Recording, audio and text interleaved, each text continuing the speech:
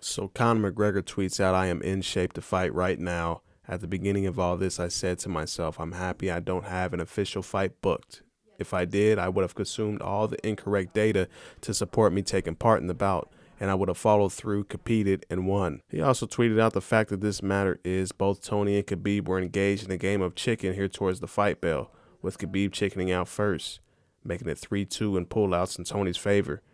Khabib scurried out of the U.S. to home, and amid the crisis, very high risk, congrats Tony.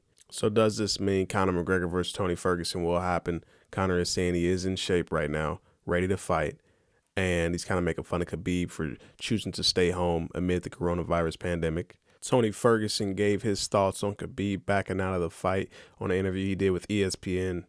I get what he wanted to do. Obviously he's here. His family's back home in Dagestan. It is what you got to do, but he had the opportunity, and he did the exact same thing at UFC 209. He knew that he wasn't cutting weight very good. He said it already that he was already having a hard time cutting weight, focusing, and doing everything else like that. To me, that right there, he's running away. He ran away. He obviously knew what he could do to help save this card. He didn't want to take any of those chances. He, everybody's taking risks trying to do this stuff, but he bailed out, man. It's pretty hard to explain, but he bailed out, man.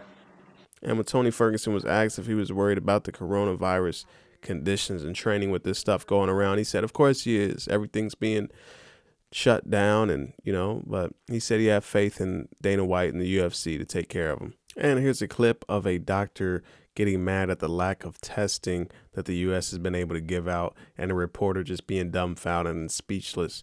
Large-scale testing. Now, what we hear every night is that there are millions of tests available, and yet we don't have that pinprick blood test that you can just sort of get, at your local doctor and know in 15 minutes.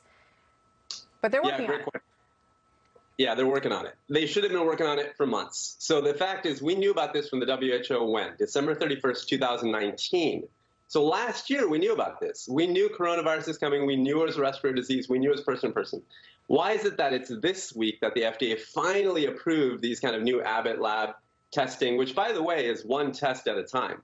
It's a great test, but it's one test at a time. It's different than the labs that are doing mass testing, right? So this is a wonderful test, don't get me wrong, but it's one test per 15 minutes.